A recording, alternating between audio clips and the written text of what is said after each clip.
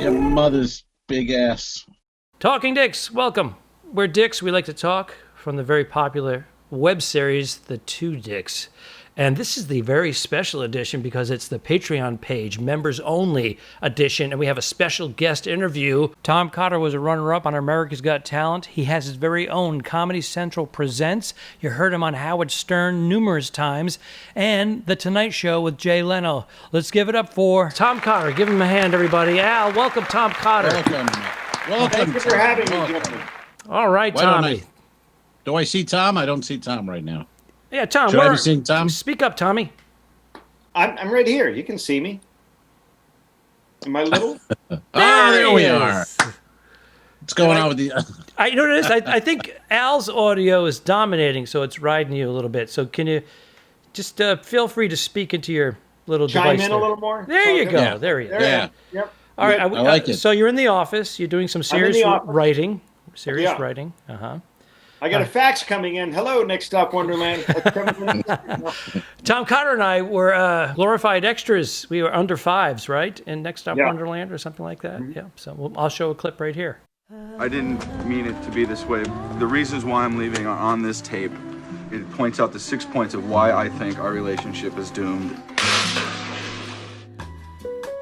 Just when she thought her love life had hit rock bottom, her mother came along and made everything worse. Hi. Just look at page 67. Wait, these are the personal ads. Brains, beauty, body all in one. Number one in fun. You put in a personal ad for me? I feel as your mother. As my mother. As my pimp is more like it. You have 64 new messages. Hey, how you doing, Toots? It's me, Joey. I'm a temp, but that's not like a permanent thing. Come on! I get along well with people. I actually saw that movie in the theater. I don't remember anything about it, but why would I go to the theater and see that? Did they just come out with a film before that was good, or? It was an independent film, and it was actually Right. kind of an all-star cast. It had a bunch of people. Philip Seymour Hoffman was in that film. Before he died, Oh. he was in that movie. That might have been one of the reasons. Okay, I don't know. I remember seeing that movie in the theater, but I don't recall you guys. Actually, I don't remember. I don't know. Most audiences say to us too. Yeah. Do they? Okay. But Tom is on They're set. unremarkable. Was that filmed in Rhode Island or Boston? In Boston, Boston. and it had a lot of Boston comics in it. And Ducharme's his little spot is so funny because he's driving and he's saying he gets along with people, and just then someone cuts him off and he leans on the horn and screams at the guy. And then I'm on a toilet, so I'm Well, But Tom still, Cotter, and 40 years later, we're still here. we're still on the That's good. toilet. But Tom, they sprinkled yours throughout that montage. They went back to you several times, and you had a line every time. Boom, boom, boom. Whereas I got my one line, but I was very happy. I went to go see Saving Private Ryan in New York City at a big theater at the Ziegfeld, and the trailer for Next Stop Wonderland was on, and my scene made the trailer, and the audience bursted out laughing. And I did a lot of dialogue. It was all improvised. And I'm thinking, wow, I made the cut. My scene didn't get cut out. Woohoo! That was the only line from my scene that made the movie. But doesn't matter, buddy. You're in the film. And you know what fills me with joy is that when I get my residual check for like 2 cents every 6 years, I know that some of that came out of Al Romas's pocket because he paid. That's right. I paid. I plucked down my $8 or whatever it was, and got a goobers and sat down and enjoyed. Loved it. Good Just movie. makes me happier that I was in the film. There you go. And Tom, did I see you worked last night or the night before? I saw a picture of you at it looked like a drive-in movy theater. We did that a couple nights ago, and I was attacked by mosquitoes because that's where my career is now. And everybody, yeah. And then last night I did the Villa Roma up in the Catskills for what's left of the Catskills, and I expected to be outdoors because they told us it was outdoors. I show up and they say no, we're indoors. So how was it? Did they have, because Al Romas has been doing some live shows where they have the middle section in front of the stage empty and everybody's spaced out. How was it up there? It was, they did have for all summer, they've had their shows by the pool, at the Villa Roma, but people would show up late and they drag the lawn furniture or the pool furniture across, and it would make such a loud noise. And then they wanted to sit with their friends, and they were sitting next to each other. So then the guy from Villa Roma took pictures to say, "Hey, look at how much fun we're having." And people went on the website and said, "That is the worst social distance I've ever seen in my life." And they were like, "Oh, we're going to get our liquor license pulled." So they moved it indoors where they could control the seating, and it was a lot of fun. Was it full, half full, quarter full? How did they do it? I'd say 2/3 full, and it would have been full because Villa Roma is full. For some reason they're not hurting at all this summer. Wow. And it would have been more full, but they limited the amount of people that could come. And I guess all the shows have been like that lately. I'd love to say that was because of me. It was not. Right. No, that's great. But you got to remember, everybody's been locked down for 4 to 5 months, 6 months in some cases. I mean, people want to go. They're done. They're done. They're like, okay. Romas, did you feel that when you did your outdoor show? Did you feel that people had cabin fever and they were just so psyched to see live entertainment? 100%. I mean, I did an hour last week, and they couldn't have been nicer. And believe it wasn't me in my hour. They were just having a good time. They were outside. They were, getting socially distanced, but they had drinks, they had food, and they were great. They were really. It was a great show, great time. So I think that's a big part of it. Just getting out and being doing something. Yeah, everybody wins. They're psyched to be there. They're psyched to be at a live entertainment event. You're psyched to actually perform on something other than Zoom. And everybody has cabin fever and they want to get out there and do it. So I'm losing my mind. Now, Tommy, you have something coming up in Tampa in October for the Trailblazers and the Cancer Society. Give me the exact title and the dates and all that. Yeah, that's it's for the American Cancer Society, and we're gonna every Tuesday at 7:30, leading up to it, we're doing the Trailblazer series, which is we're just interviewing 2 people who have a cancer experience because comedy and cancer go so well together. So I have to listen to someone's sob story, and then I have to add levity, and then make a sob story. But it's actually very rewarding. It's a great cause. Our old friend Ken Park, Ducharme, is the guy. He's a cancer survivor, and so he wrote me into it. And so, unfortunately, that means for Romas that I will be in his hometown on the 2nd of October. So he may want to flee. But I'm looking forward to it. I'll be here. I mean, I'm positive I will be in town. I'm doing it live from the studio, so it will be a Zoom show. It'll be online, virtual, but they want me to go down there to use their studio for that one. But every other one I'm doing from home. Okay, so but you'll be in their studio, but you'll still be doing it Zoom. Gotcha. Exactly. Fantastic. All right, can we go back a little? I'll be down there and we'll hook up. It'll be good. Well, Al does you do your annual cancer.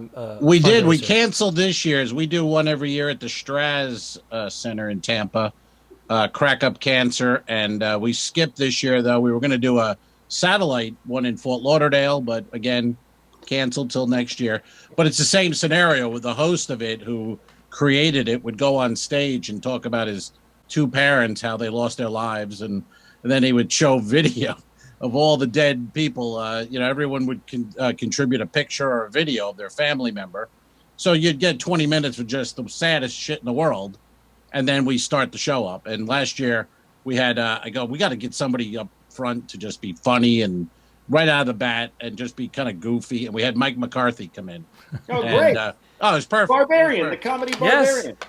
Perfect. I mean, he doesn't need he just comes out, he's banging a mic on his head like it's a cock. I mean, it was perfect start.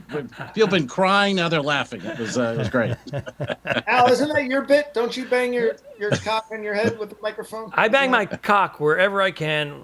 Any object, I just whack it. I do a lot of whacking. Yeah. Whoa. Okay. Hey. Tom's moving around now. Tom is moving around. He's changed now. I see that. Oh, okay. You just died. Great. Hey, listen. Let's go back. I know you've told this story a gazillion times, but I was there when you were going through it. America's Got Talent came in second, beat by a dog act, and that's kind of your running joke, self-deprecation. But you've been able to actually amp up your career because of that. Coming in second isn't all that bad. Nothing enhances your career better than losing to canine. I'm being sincere. Your schedule has been nonstop, with the exception of the COVID for 2 weeks, has been nonstop since. First of all, Cotter won it hands down as far as I'm concerned, and many are concerned. $1 million, clearly. Yeah. You won it hands down. You were a technician. You were funny. You nailed it. You were LPM, laughs per minute, in 2 minutes, knocking it out of the park. You were a judge. Lost to a dog act, everybody. Let's not lose sight of the fact that I lost to a dog act. It's America. The judges America voting, loved you, America. and America voted for the puppies. And we're all the three of us are dog lovers. We have animals. We have dogs. True. But I wear a condom. That's the difference. That's the difference. That's right. Come on. What was the name? Are they still an act? Is that like, yes? Are they really? They still work and they still whatever they do. Latte dogs, they're called, and I make a lot of fun of it in my act, but it's a great story. The guy was a little kid, like 12 kids in his family. He found a stray dog in the streets of Peru, trained that dog, and became a street performer, and ended up within a short amount of time earning more money as a street performer than his father did working in the fields for days on end. For 40 years. He hired his father with the stray dog. Then he got another stray dog, which begat another stray dog. And then he got picked up by a circus. The circus toured all over South America, got him online, viral videos and stuff. And so the America's Got Talent people heard about them, had them come in. Obviously, they crushed it in America's Got Talent and my dreams and hopes. But they're still out there. They do halftime shows. They used to do halftime shows, halftime games shows and stuff. And they're a great story. And if people are bored and they come into your town, you should go see them. It's one of those. You're very kind. You're a gentleman when it comes to all of this. But the fact is that you fucking won that fucking thing. Hands down! We were running around the clubs with you. When you were running your set, you were obviously running around a lot more than we were. But every time you'd come in, you go, hey, will you guys sit in the back of the club and give me notes? Tell me what I need to do, change the order, whatever it is, this is what I'm going to do. And you were laser focused. And you went up there, and we were fucking howling. I didn't give you any notes. I went, just do it the way it is. I don't know what the other comics were saying to you, but I thought it was flawless. And I thought you had it. I thought you had it, Rock. Yeah. But I had no illusions of winning the goddamn thing. I just, it was fun. It was a great experience. Now the show is annoying to watch. Kerry and I call it America's Got Problems because everybody has to have some horrible. Got to have a horrible story. A couple years ago, the finalists were a girl who was in a plane crash, burns over 90% of her body, sole survivor of the plane crash. Another girl whose father was diagnosed with cancer, episode 1, died by episode 4. Another girl lost her hearing and she was a singer. It was like, you had a box of tissues every time you watched the show. Well, 2 boxes for me because I get excited watching the show. Hey now. And then the last couple comedians, one was a stutterer, the other one had Tourette's syndrome, and the one last year had he had missing arms. Like Jesus Christ! Give the guy a hand. Yeah. What? Great. I'm not. No, they're all. Sure. But you had to have an infliction of some sort or a disability to help you with the storyline, and that's the dog act is a good story, especially the way you told it. But you were fucking funny, right? And no one's gotten to that point since, right, or before. No comic has made it to there have been a few that have been runner-up since then. Since really? Yeah. Even second? I think Gary Vetter. He made it to the quarterfinals, I think. Yeah, he did. Some great comics, unfortunately, get eliminated in the early rounds for no reason at all. Reality's never reality. It's all BS. And that show is one of those very same formulas. It has to be a compelling backstory. They show a 5-minute video of the backstory, and then they tell you have 2 minutes to perform. So that shows you that the video is way more important than your actual act. And that's just the way they do it. And they felt bad for me. I was a middle-aged comic that was going nowhere, and that was my story. It's a good story. But you also have It's a good story. Very, very relatable. You have 3 boys and a lovely wife and a comedian herself. And you live up there on Walton Mountain, as I call it. But you're raising a family. I mean, you've been out. You've been out in the front lines of comedy for decades. I think it's a good story. it's it's a good story. There's a million guys with the same story, but yes, it's a decent story. Yeah, I think people have no idea. People really don't know that. You know what I mean? That there are all these comics who are like in the middle class kind of thing working. That's their job and career, and they're comics, but people don't know that. They just look at a guy who has a sitcom or a movie, and they don't really realize how many are out there working ships or clubs or corporates or whatever. And not working now. Now it's just Screeching waiting. halt. But you're right. Waiting. There's, like myself, for decades, all three of us, we made a living at doing stand-up comedy. I mean, we families and properties. It's strange. Weird thing, and it's this whole different society. And people come up to us, oh man, you should be on, you should have your own show, you should have your own network, blah, blah, blah.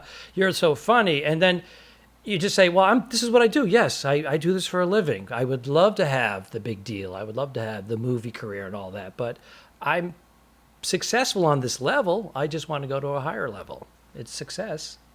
Did you have anything happening, Tom, right before the pandemic? Any kind of a, deal, or were you shooting anything or anything kind of that got pulled out?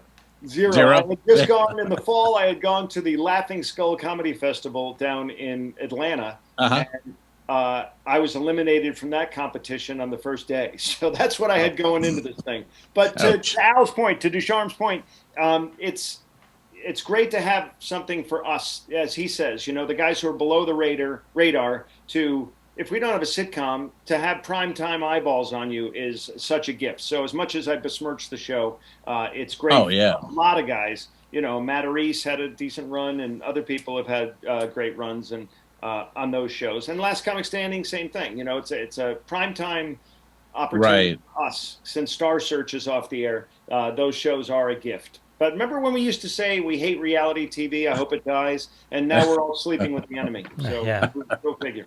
Yeah. Yeah. Well, everything is that way now. You were saying I was watching Shark Tank a couple nights ago, and every one of the entrepreneurs, when they came back from a commercial, whatever, they get into they're asked about their story, and every one of them starts weeping. Yeah. You have to cry. I mean, the guy invented a goddamn a coffee mug, but there's got to be a sad story behind it, or else it's not interesting, I guess, to America. They need I want to see adults cry. Yeah. And okay. Mark Burnett, is that the creator of Survivor? Same guy, right? For Shark Tank. Shark Tank. I don't know. I think don't know if that's okay. Well, I mean, he's got the. I did Shark Tank, and it didn't go well because they didn't care for my pubic hair extensions, and then I also. It's okay. We're not live. We're not live. Isn't that just a merkin? Yeah. Whatever happened to? Wasn't that just an old merkin? Has anyone ever seen a merkin? No. I don't know, but you don't hear that word enough. I love the word. It's a great word. Well, they're purchasing pubic hair because I guess they have a condition where they lose their pubic hair, but everybody shaves their pubic hair. As a matter of fact, our last guest, Pat Godwin, wrote a song about it and about not having pubic hair anymore. You just don't find it anymore. But yet you can go online. I don't know about this, but you can purchase fake pubic hair. Who's doing that? It's a merkin. It's a merkin. Who's doing it? Who I don't. that? I think I feel bad for the guy who invented the merkin. I think that He's we've killing forgotten it. him. We've pushed him aside, and we've just come up with new shit and new words for it. But that's a merkin. I think. I could when be we wrong. were young, when we all went through our teens and our sexual peak, nobody shaved. I mean, No, I know. Crazy. It's pretty hairy. Pretty. I know. We had catcher's mitts and stuff. But now, Yeah. Jesus Christ, everybody! You see these TikTok videos, and these girls wear these bikinis, and there's, I was always a fan of the Brazilian wax on the girls, where they left a little, Hitler mustache or a landing strip, we used to call it, or a triangle or a heart, and they started to make designs out of them, and that was kind of cool. But then they just disappear. It's just gone. Have you really ever encountered someone with a Hitler stash? Seriously? Back in the day. Back in the day. Not recently. Well, they were making little designs. Sure. Those were good days. The good old days. Yeah, what are you gonna do? Yeah. Pubic hair's making a comeback. That Merkin guy's going to be a hero again. I think he's killing it. I think there's a niche, and he's selling. His sales are. But I wonder why they got rid of the name. That's my only thing. Like, was that name just not a popular sales kind of name? Was that his name? No one knows it. Was his name like John the Merkin? Product is no, but the product is a Merkin, but nobody knows it. Nobody knows that. People don't know what a Merkin is. They don't. People that want to know.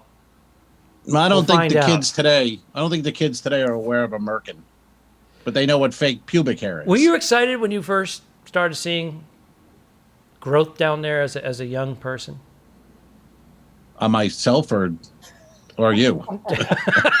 No. The other kid. It is the two Was dicks. I excited? Was I excited?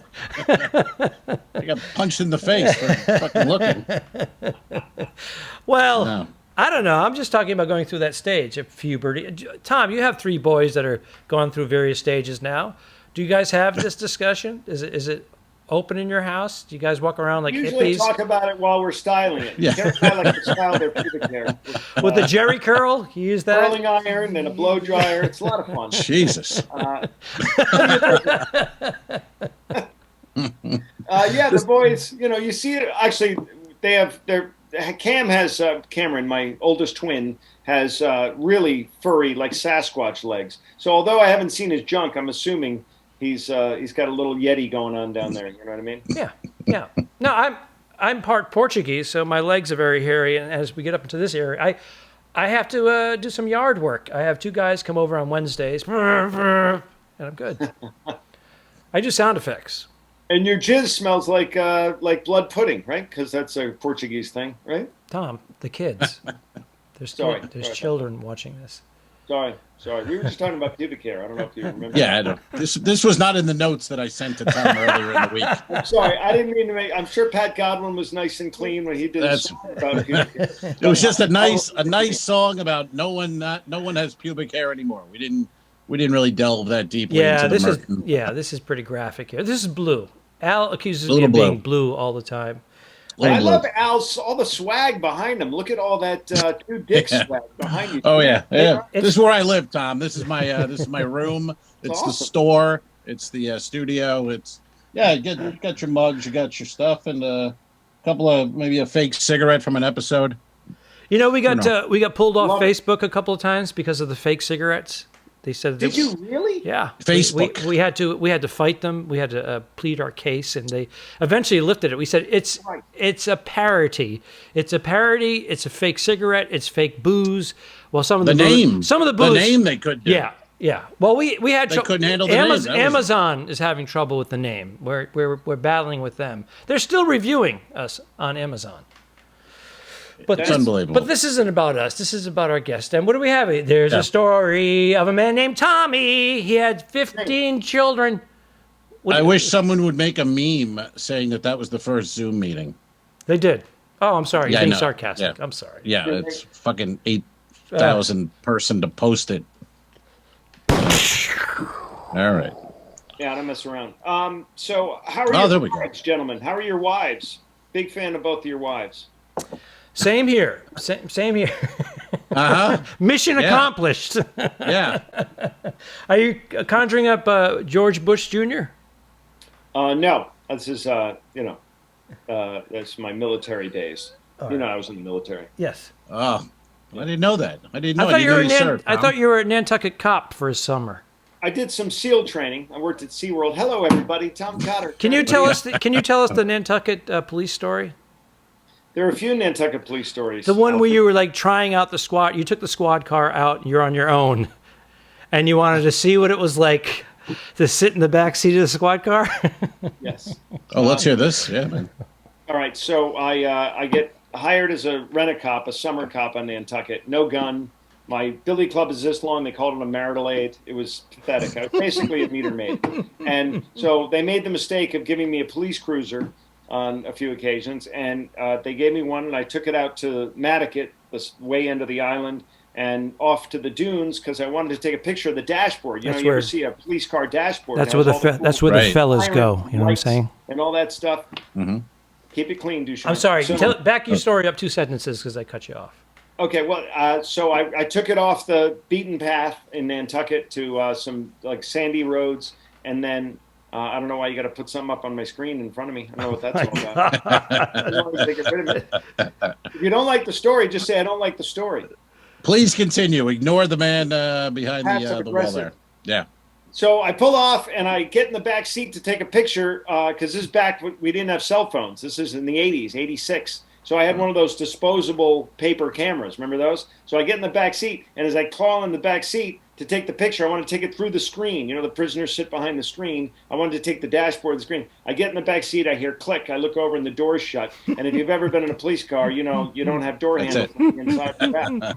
So I am stuck in the back seat of this police cruiser now for literally over an hour. My portable radio is in the front seat with the regular radio, and they start calling me. The station starts calling me because they want me to go do something, and I can't respond because I'm now in the back seat of the police car, and the car's running, and now they think I'm dead because I'm not answering. If the cop doesn't answer the radio, everybody freaks out, and they start sending. So they're sending out the regular cops looking for me. They're sending out the state police. There are a couple of those on the island. Still can't find me, and they're still calling me, and I'm stuck. And I'm like, I'm on this abandoned road. No one's going to come.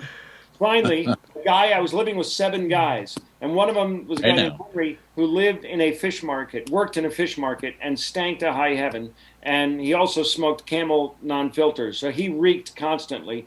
And he came down that road because that's where we were. Our house was way out in the boonies where no one could hear our parties. So he comes down the road, and I go, thank God. You got to let me out of here. They think I'm dead. I haven't answered the radio in over an hour. And he goes, yeah, let me get right on that. And he pulls his car off to the side and gets in the front seat of the police car and then picks up the radio and goes, 1 Adam 12, 1 Adam 12, see the man.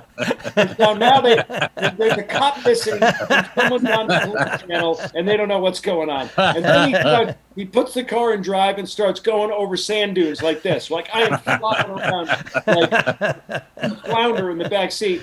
And with each time I slam my head into the ceiling, I go, you mother, I will kill you. You are dead. And he couldn't resist. He did it for a while. He's doing donuts and everything. And so finally, he stops the car, gets out of the car, gets in his car, pulls it up next to the back seat door of the car I'm in, and then he lifts the handle and guns it because he knows I'm going to eviscerate this. I'm going to kill him. And then I come in, I go right into the station, and everyone's freaked. Cotter, we've been calling you. And I get, really? My radio must not be working. We'll have the mechanic look at that, and they did, and that was the end of that. And here's my second one. We're on Main Street. Joe Gallagher and I, he goes to Marquette University. He's a summer cop, too. We're on Main Street. It's the last 2 weeks of August. It's, crowded as can be on that big cobblestone street, and we're stuck in traffic. We're moving about 2 inches every 10 minutes. It's, we're not moving. Sidewalks are packed. Beautiful day. And my buddy is about to leave the island, Joe Gallagher, and he goes, watch this. And he turns the PA system on the thing. You know, that every cop car has a big loud system. Turns it on. When you turn it on, you automatically hear that feedback right away. You hear that kind of thing. So everybody starts looking over at the car because they know that there's an announcement about to come. And he lifts his right cheek and he holds the microphone down and he farts into the microphone so loud. And he goes, "Blah!" over the speaker. And everyone, they're either dying of laughter or they're pointing at us, going, how horrible. And literally 10 seconds later over the radio, X32, which was my badge number, X3207, which is the code, come to the station immediately. I go, dude, you're falling on the sword for this. I did not do that. You did. And he goes, I'll take the bullet. And he went in and took the bullet. That's great. And this is why. Yeah, whatever happened to that guy Gallagher? Where'd he end up? He was in advertising for a while, online advertising, and did pretty well. Good dude. Went to Marquette up in Wisconsin and was a party animal. And thank God, there were a couple of guys on the force that I really liked that I hung out with. Some of the other guys were like Hitler Youth. They just wanted to harass tourists. And some of these guys were just, douchebags. You get, I don't know if you know this. I don't know if you watch television, but some cops can be assholes. And so. I haven't really followed what's going on lately. Very small percentage. Very small percentage. But we bad apple every now and then, yes. Sure. Yeah. We had bushels of bad apples, but there were a lot of really good guys on the force that were good. Great stories, my man. Great stories. Hey, not to end on. We're not going to end on a sad note, but what is your sense of when it's going to get back to some sort of normalcy, like full-time comedy clubs, no mask, packed? I don't know. This week was a little bit of a tease, just because I had 3 outdoor shows, and that hasn't happened in months. I've had like 1 outdoor show before this, and this was a crazy week, and next week is dead again. So who knows? But I hear the numbers are ticking down now. I hear, the media doesn't want to, they like the heightened sensationalism. Yeah. Sure. Sure. And I'm not picking sides on that, but I just know for reality that the numbers are ticking down, and you may not be hearing about it a lot. But they were up, and I understand everyone was freaking out about that. And my dad is 96, and if this thing gets near him, he's toast. Right. So I get why people are all paranoid now. But the numbers are skewed because there's so many different ways of looking at it. The number of cases are going up, but the number of deaths are going down. The hospitals are not overcrowded. It went down 14%. But they're doing more testing, so that the amount is going up. But the people that are dying from it, how come people weren't dying of heart attacks and other diseases? People were being counted as dying of COVID when they had something else. So that is true. Yeah, there was a guy in a motorcycle accident, and they called it a COVID death. So that's just one case in point. But and that's both sides of the politics are playing that, by the way. Right. It seems either way. It seems a long. I don't know. To me, just the comedy club, normal Saturday night, crowded bar area, crowded showroom. That thing seems a long way away. I think it'll be back to. It'll be open again, and there'll be people in it. But you know what I mean? Just normal. I mean, like a regular night. What we knew a year ago today, kind of that feeling seems that a long way. Just even when it's open again, I think people are going to be. There's going to be a lot of people just, suspicious of the whole thing and not want to go. Just be like, we're going to wait another 6 months or another year or so. You know what I mean? Before we go. So I don't know. We'll see. The clubs that are open, they're doing well. But do you have anything coming up now, Tom, other than in a week or 2 or 3 or? Few and far between, but and to your point, I think when people do come out, they will be younger people. I think because younger people obviously are asymptomatic or have very little effect from this unless they have pre-existing conditions. So I think the audiences will be young when they're coming out again, which is fine. That's what comedy clubs you generally attract anyway. I'm worried about some of these clubs not making it, because some of them were on life support before COVID. Right. And I'm not going to name names, but we all know some clubs were kind of just barely squeaking by, and you can't go out of business for 6 months plus and expect to come back roaring and be able to make up that deficit that you paid. Because New York rent, I can't even imagine what Caroline's is paying in rent. It's it's Times Square, and it's a tourist room. So, rooms like that I get worried about. I just hope it all comes back. Broadway is closed until 2021. Right. And who knows, I'm going to open a wet market, though, I think, and sell bad burgers. You should open the wet market. But, dude, thanks for coming and joining us on the Talking Dicks. And I know man, really. I can't wait for us all to perform at some gig somewhere together again. That's going to be awesome. I agree. Always a pleasure. I will see you in October, Tom. I will. October 2nd. I expect it. I expect you to be there, and it'll be fun. Oops, I will be there. There you go. What happened? Carrie's calling you. Your wife is calling you. And this is the dog act. Ready? That's who I lost to. Right there. Yeah. Well, they are cute. They're cute dogs. Dude, you crushed it. You crushed it. I'm telling you right now, you crushed it. You get a penny, not 1 penny. All right, Cotter. Gentlemen. Thanks again. Thank you, Tom.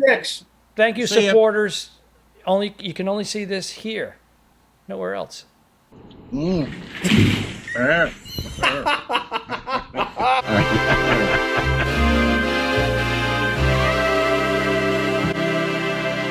Subscribe.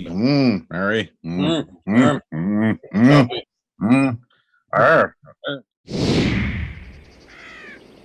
If you shoot me, you won't see a cent of that money.